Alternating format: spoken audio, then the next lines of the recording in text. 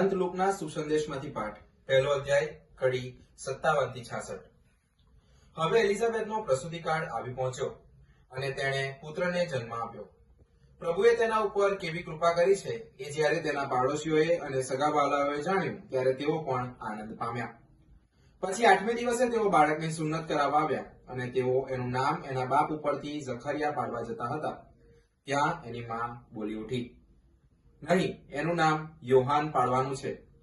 એ લોકોએ કહ્યું, પણ તમારા કુટુંબમાં એ નામનું કોઈ નથી.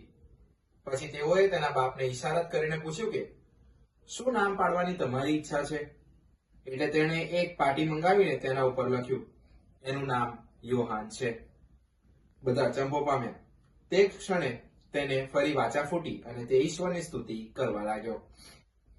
બધા આડોશો પાડોશીઓ ભયભીત થઈ ગયા અને યહૂદિયાના પહાડી પ્રદેશમાં સર્વત્ર આ આખી વાત ચર્ચાનો વિષય થઈ પડી.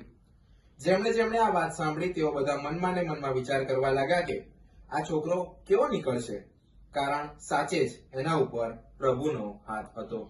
આ પ્રભુની વાણી છે, તે આપણો આધાર છે. જય ઈસુ. વાલા ધર્મજનો, આજના સુસંદેશમાં આપણને સ્નાન સંસ્કારક યોહાનના જન્મની વાત જણાવવામાં આવે છે. આજે ઘણી બાબતો ધ્યાનમાં લેવા જેવી છે.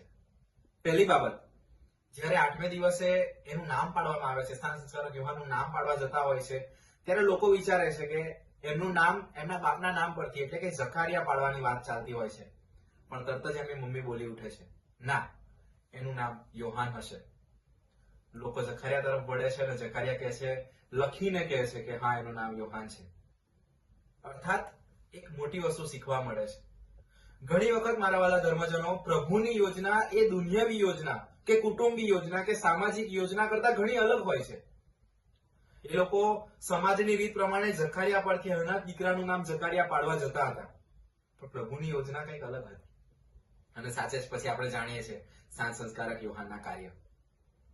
બીજી વસ્તુ, જ્યારે તે એની ઉપર લખે છે અને લખે છે કે આનું નામ યોહાન હશે, ઝકારિયા જ્યારે લખે છે એ જ ક્ષણે એની વાચા ફૂટે છે અને ફરી એ બોલતા થાય છે.